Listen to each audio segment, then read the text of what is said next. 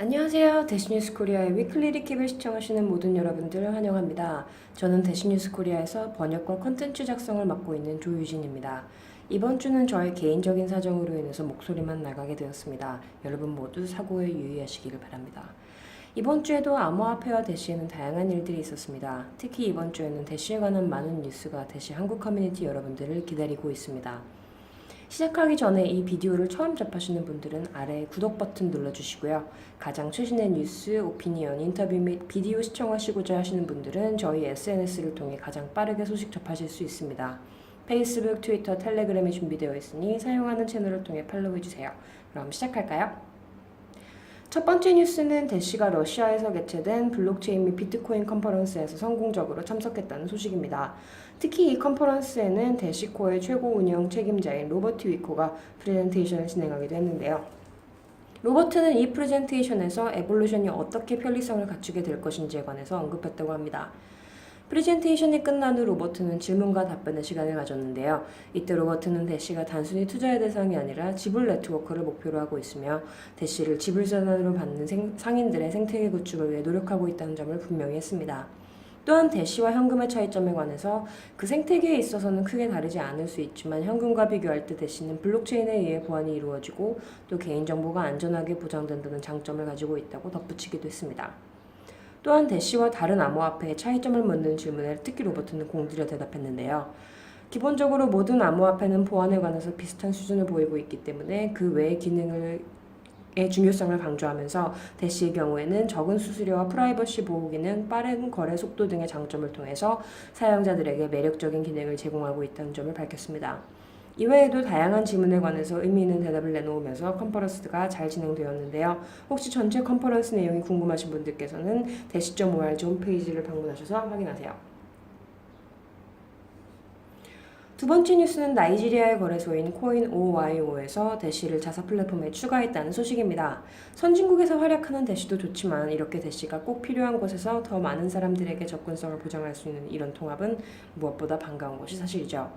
많은 금융 전문가들은 신용카드, 은행계좌, 법정화폐 등이 자기애를 제대로 해내고 있기 때문에 암호화폐가 불필요한 혁신이라고 이야기하곤 하는데요. 사실 이 말은 맞는 말이죠.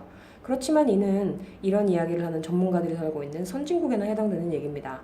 개발도상국에 사는 사람들은 어떨까요? 사실 이들은 은행 계좌를 만들기도 어렵고 신용카드를 발급받기는 더더욱 어렵고 또 자국의 법정화폐는 인플레이션 혹은 초인플레이션으로 인해 그 가치가 계속 하락하고 있죠.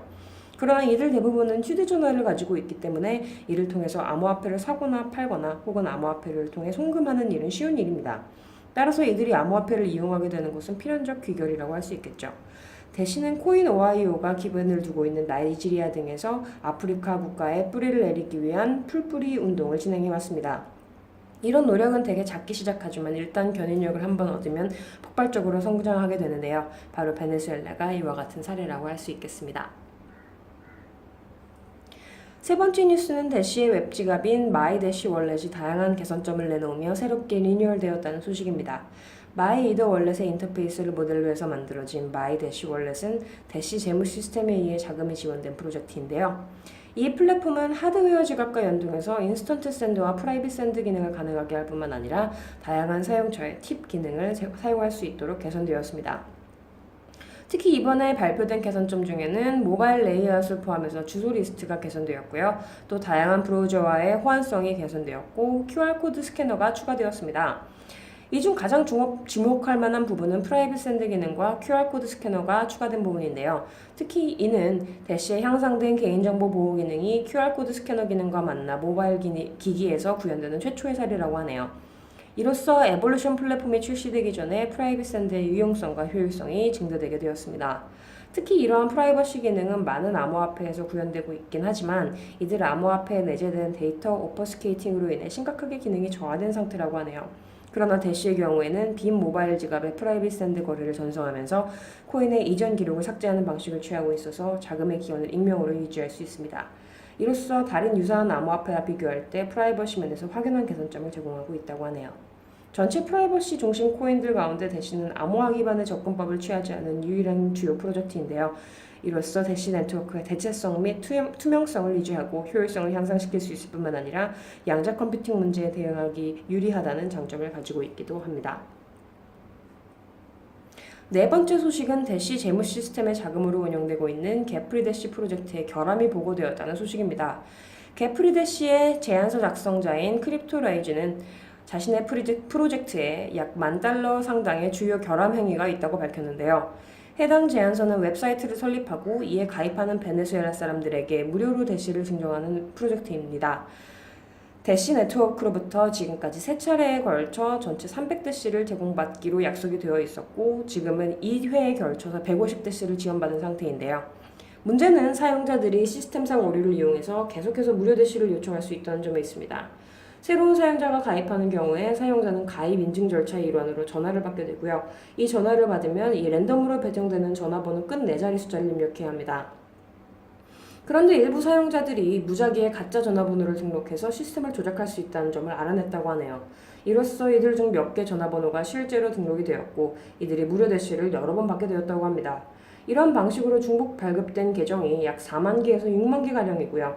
이로써 $60,000 예상이 낭비되었다고 하네요. 물론 이후 조치를 취해서 $50,000는 회수할 수 있었지만 나머지 $10,000는 회수할 수가 없었다고 합니다. 그러나 진짜 문제는 이러한 결함이 발견되고 나서 일부 대시 커뮤니티 회원이 이 프로젝트에 대한 지원을 중단하라는 요청을 하면서 더욱 불거졌다고 합니다. 크립토라이즈는 이러한 회원들의 반대에 지쳤다며 자금 지원이 중단되면 대시 커뮤니티를 떠나겠다는 협박 아닌 협박을 했다고 하는데요. 이에 몇몇 회원들은 대시가 지원하는 프로젝트들의 실험적 성격을 인정하고 계속해서 자금을 지원해야 한다는 쪽과 대시 프로젝트는 애들 장난이 아니기 때문에 전문가적 소양을 가지고 책임감 있는 행동을 취해야 한다는 쪽으로 나누어 있다고 합니다. 어떤 쪽이 득세하게 될지는 아직 알 수 없지만 각 의견이 나름의 근거를 갖추고 있어 마스터노드 투표가 어느 쪽으로 진행될지는 계속 지켜봐야 할 것 같습니다. 제가 준비한 대시 뉴스 코리아의 소식은 여기까지입니다. 저와 함께 한 시간이 유익하고 즐거우셨다면 좋아요 잊지 말고 눌러주세요. 오늘 제가 다룬 모든 뉴스는 아래 링크를 통해 읽어보실 수 있습니다. 그럼 저는 다음 주 새로운 이야기거리를 잔뜩 안고 다시 돌아오겠습니다. 그럼 그때까지 stay dash.